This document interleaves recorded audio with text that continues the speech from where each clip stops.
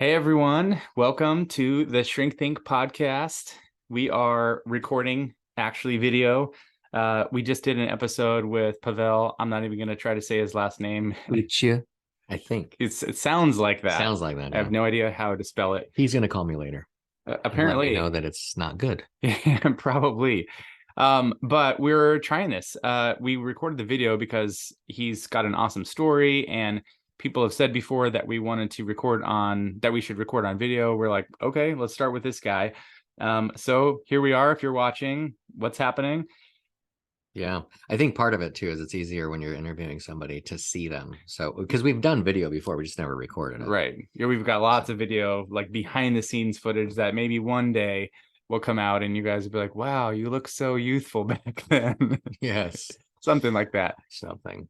But today we're recording for our podcast. It's just the two of us. Today we don't have a guest, but welcome if you're watching on video. We're going to talk today about a fantastic topic that kind of goes along with what we've said before in some previous episodes on gaslighting. So whenever that topic comes up, I guess it's like one of those things where people nowadays are like, gaslighting this person, and this person is gaslighting me, and my boss was gaslighting me. And then inevitably the next thing comes up where it's like, and I'm pretty sure he's a narcissist. Dum-dum. Mm-hmm. We're like, oh yeah, really? Yeah, tell me about that. Or the other thing too, like maybe we'll eventually get into the other one, like that's like, my wife was like really emotional. I'm pretty sure she's bipolar. Right. Like, Have you ever wondered why everyone is a narcissist except for you? Right. No, I never think about that. I just blame everyone else. Oh, you're making a case for yourself, brother.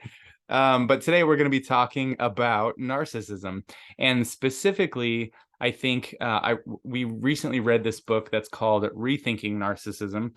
I should probably remember who the author is. I don't remember who it is. It's Craig.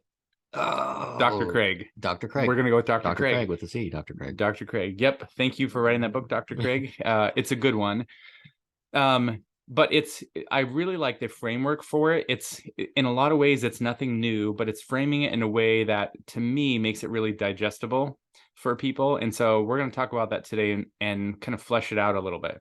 So the premise of this book is that narcissism is not this like thing that somebody has, like a disease and you need to get rid of it. And some people have this disease and other people don't have it. Instead, it's based on a very normal developmental need that we all have, which is to feel special.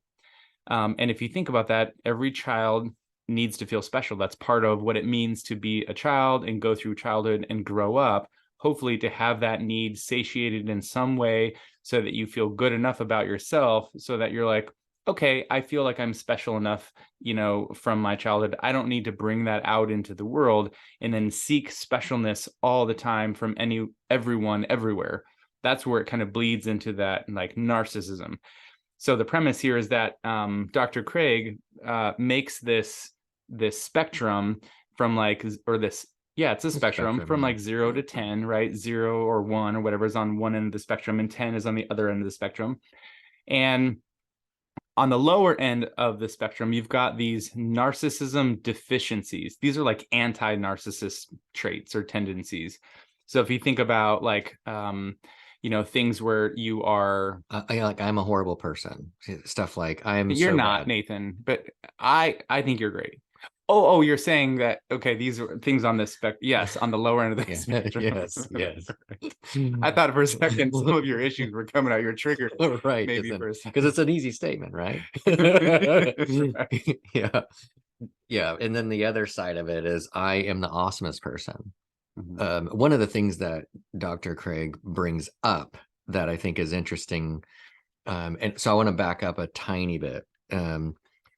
This has all kind of been around because he unpacks the genesis, the kind of the flow of the world of psychology and how they've interacted, how we've interacted as therapists with this since Freud. And so for you therapists out there, this is it's an interesting way to consume this information because first of all, he's going to say narcissists are 100% made. there is no biological set for this. And Like what it's nurture, it's there's the whole total. nature nurture. Yeah, this is nurtured. So the idea, I think the short version is, as we interacted with, therapists, we interacted with this whole idea, or the doctors, I should say, the psychiatrists interacted with this over time. They slowly focused on the spectrum of narcissism that, or the side of the spectrum that is obviously so problematic that, like even Dr. Craig would be like, yeah, you're not gonna be in a relationship with these people. It's just not gonna This is happen. that extreme narcissism side on Right. that higher end, like the 10 Like, or yeah. 11 off the charts. He says, basically, if the person is at a Oh, that's right. 9 or higher, it's not Mhm. happening. And so I think that's actually done a disservice, because like meaning like our focus over the years medically and clinically has been those people. And so that with that, so when you're encountering selfishness or self-absorption, that's not narcissism in the sense of like the clinical DSM. But what Dr. Craig is saying is like, no, we can call that narcissism. It's just there's actually a healthy form of it. Like, one thing that stuck out to me in the book is like, it is actually a good thing research wise if a person believes that they actually have the best spouse that there is. They go like, no, my wife is better than your wife, or my husband's better than your husband, type of a thing. The research supports like that's actually good.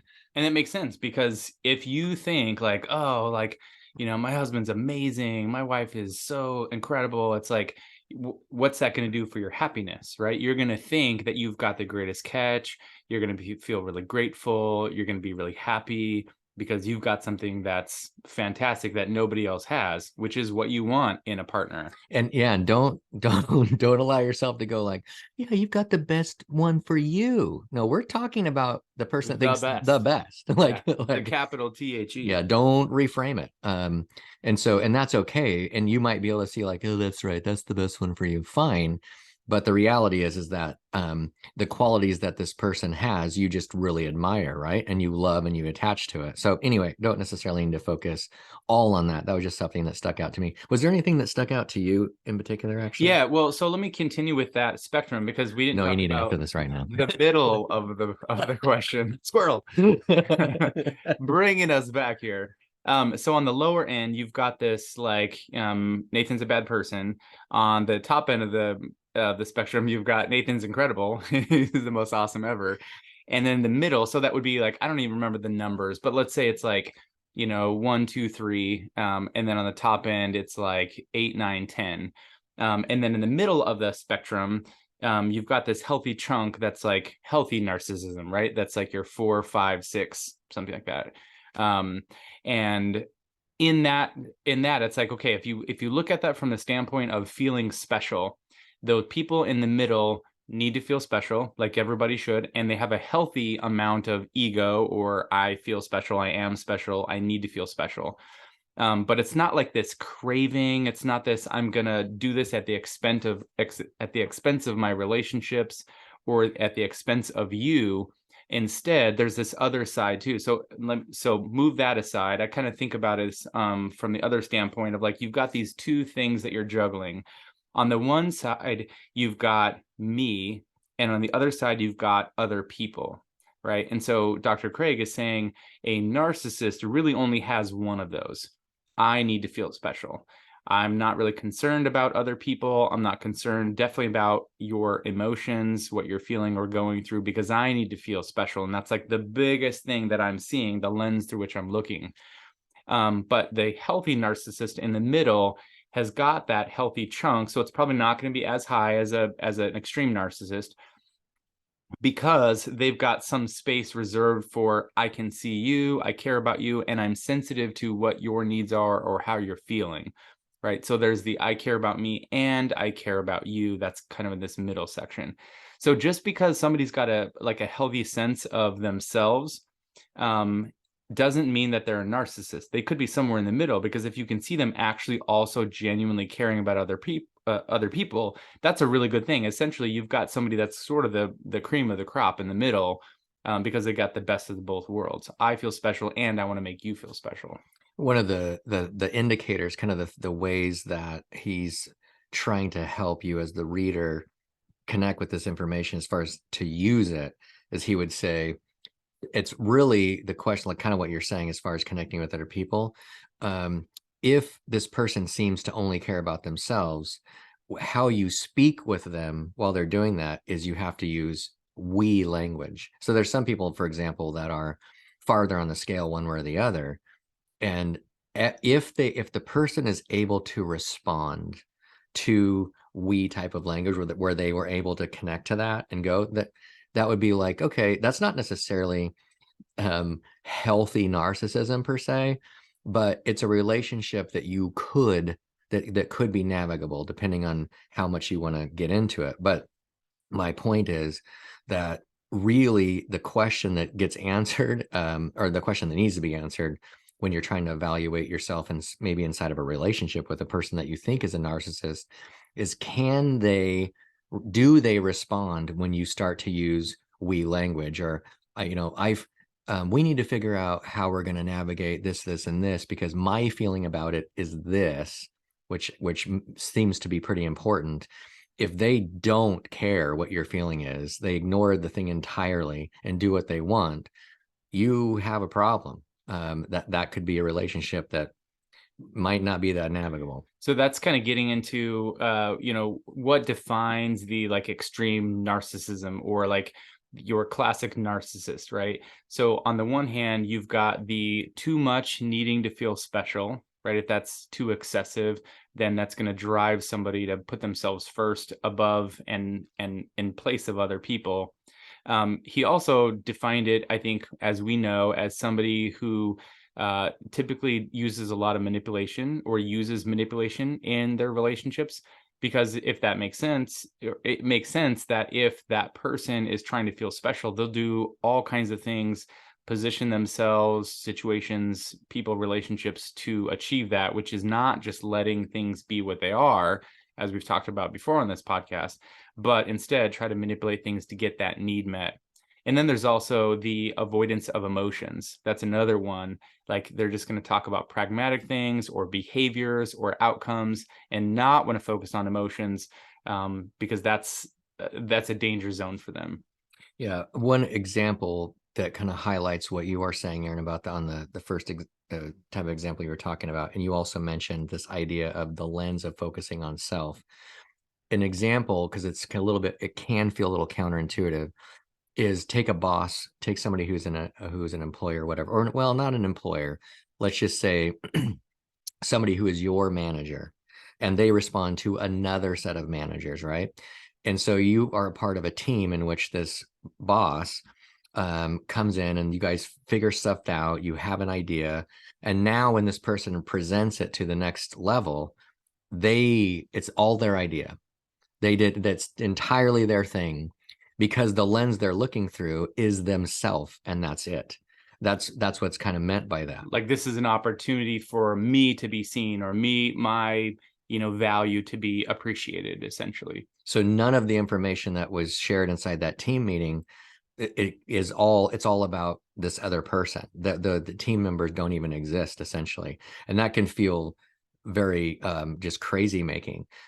His advice in that scenario, because kind of what I was talking about earlier, would be maybe to approach the manager with an email and just say, "Hey, that's really cool that my idea was accepted.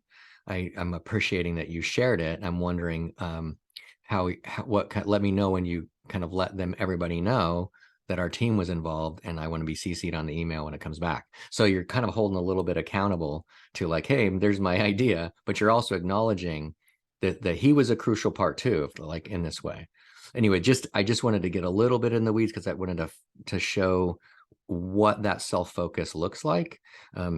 Yeah, and I think I was reminded too, there's another element of this, that's the lack of remorse, right? So like in that situation, if the person was a narcissist, then they'd be very self-focused and they wouldn't care. They would just say like, yeah, I'm here to like move the team forward and accomplish things, and I don't really care if it walks over you or if your feelings are hurt because this, like there's no crying in baseball kind of a thing.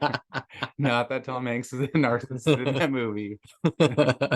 I didn't even watch that movie. I'm like, It's a League of Their Own. It's like it's oh, a I did. classic. I Yeah. did. I saw that when I Back was in 6. I'm just kidding. yeah, 1994 when it came out. But yeah, I guess I wasn't 6. It's probably a long time ago. I'm ageless.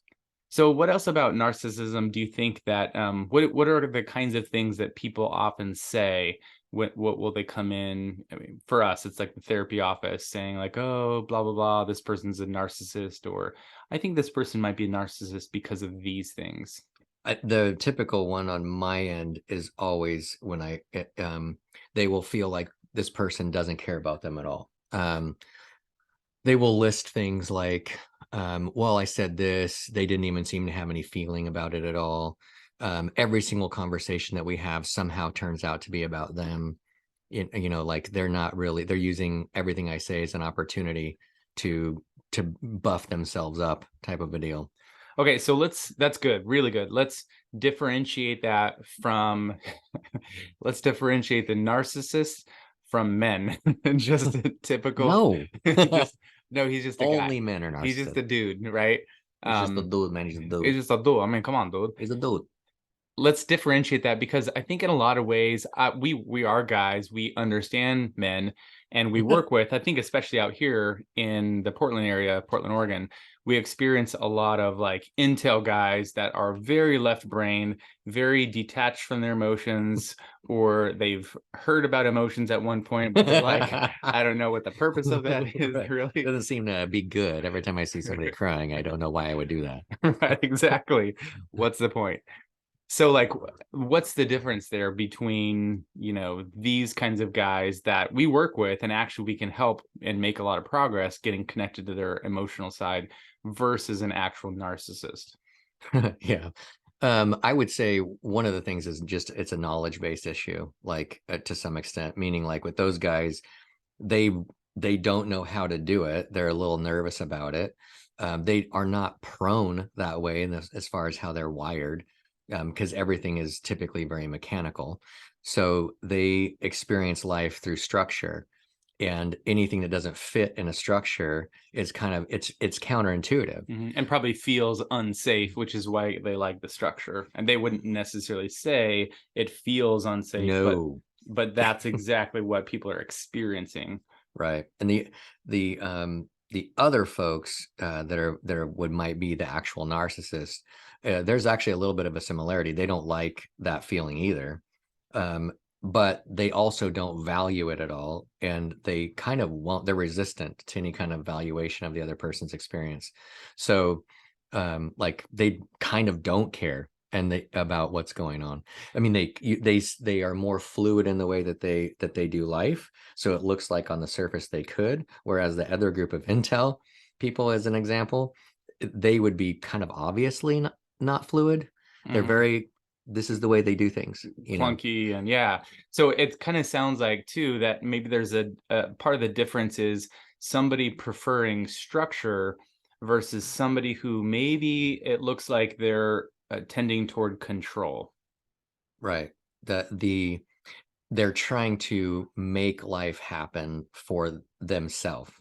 And you are not a human being, you are a tool to make that happen. So those relationships can end up being utilitarian, in the sense that, or transactional, right? In the sense that there's a transaction that's happening. I'm getting something from you, you're getting something from me. And I will give you whatever that thing is, or make you believe you're getting that thing that you're wanting, so that I can get the thing that I need from you. Right. Yeah. I think, man, I don't know if I used this movie before, but I'm not recommending this movie, by the way, just in a clear way. But it's kind of the classic evil narcissist type of a thing, murderous narcissist in this movie called American Psycho. And I'm trying to remember the actor's name, a well-known guy. But was it Ed Norton? It wasn't Ed Norton. No. It's going to come to me. But he's this business guy, he's pretty wealthy, and he goes, and this is dated, right? I think it was in the 90s, and he sits down amongst this business group at a very well-known, hard to get into restaurant. Like, you have to know people to get in. So he's walking in, everything is happening perfectly as it should. And he's just got these new business cards that he wants to, as we would use in the world now, he wants to flex these new business cards on people, right? And this guy beats him to the punch in a way, because these guys are like, hey, check out my new card. And he pulls out this card that is actually embedded in wood, right? So this is like next level. And so you watch the character, which I cannot remember his name. Woody Harrelson. Definitely not not Woody him. Harrelson. Okay. Like, oh, I almost had this. The guy that played Batman most recently in The Dark Knight. Christopher Walken. No, not him. Oh, fellas. No, not him. No. Anyway, Okay. he looks down, he pulls, you can see him look in his lapel and pull out the card and look at it and realize this is not going to be good. And you can see that he doesn't feel ashamed. The look on his face is rage, like that it's not going to work like he wanted it to work. And so you can kind of use the example because there's an emotional experience difference between what of these folks are doing, like a true narcissist versus like the thing that you brought up. Right, because I think in that experience, I would imagine that there would be, like you said, some shame, embarrassment, something more vulnerable that's like, oh, are you okay? But when you see this like rage, you're like, whoa, that's not what I was expecting would be there. And I'm really sort of not just caught off guard, surprised, but also a bit like afraid, like, whoa, what the heck is going on here? Yeah, he's very anxious, and all he wants to do is get out of the restaurant. He wants to get out. I think he portrays that scene really good. But so there is an emotional process difference, and there's a lot of the folks that I've worked with that really are on the narcissist train, meaning like they're far down. Maybe I would say they're probably a 7 or an 8, because the 9s are not going to come to therapy. Right. Not going to happen. The 8s are drug into therapy by somebody else. And so are the 7s, but it's doable. Right. Those folks don't often see the point. Unless you give them the point, like, how can this help your life be better? Meaning, like, I worked with a guy who was a narcissist years ago, and there was some marriage stuff that was happening, and it was like, here's how I can make your home more peaceful, because when you come home from your busy job or whatever, you want to have peace when you get home. This is what he was saying. And it was annoying that he had to talk with his wife sometimes, because of like the relationship or whatever. And it's like, well, here's how I can get that off your back. And it's like, oh, that sounds great. Right. Which, this is the kind of language that we talk, with the narcissists, because there's no emotions, that they're not offended. This is how they understand these relationships to be. Yeah, it's frustrating. I imagine some of you out there are frustrated with like, why would I have to do that? And just the mere fact that I might have to do that is just stupid. But if this is kind of one of those things where probably the most, I guess the most applicable is the word I want to look for, is for those of you who you're already there. You're in a relationship right now. You didn't know it, but you're like, man, I'm looking this in the teeth. This is going to be the way it is. If there's a lot of investment when you get in a relationship. So maybe for you, you're like, okay, this is helpful. I can maybe make some things more like easier. And the truth is, those guys that are, and I'm actually using that very general. I realize that might, reference male, but I'm just talking about people. The people that are your 7s or 8s, they can get better. They can get actually better. They can move to maybe a 5 or a 6. They can move back towards the middle, but they can't do it on their own. I mean, they can't. The way that they have been nurtured through life, it's not going to happen. They are getting you to continue nurturing them the same way. And when you begin to resist that and give them a different way, which is what we're talking about, that actually can move them down the scale, so to speak, down the scale in a good way. Right. But for this episode, just as we kind of head for home here, we wanted to give you kind of just a brief overview of, what narcissism is from this perspective, because I think it's a very human perspective. And I like that, because narcissists, like you're saying, are bred. They are these people that are nurtured to be this way. And in some ways, you can nurture them out of it. And also we just want to bring some clarity to like what it is, what it isn't, so that in some ways, some of the people out there that are listening will stop using that term. If anything, you could say, like, if somebody seems like they're narcissistic, some people will say narcissistic traits. I'm like, okay, that's better, but I just prefer like somebody who might be selfish, because there are a lot of people out there that might just be selfish, self-focused. They might be hurt and they're wearing that hurt and they don't even really know it. That's somebody who's just going to be self-focused, and that's not the same thing as a narcissist. Yes, indeed. So with all that, have a great day.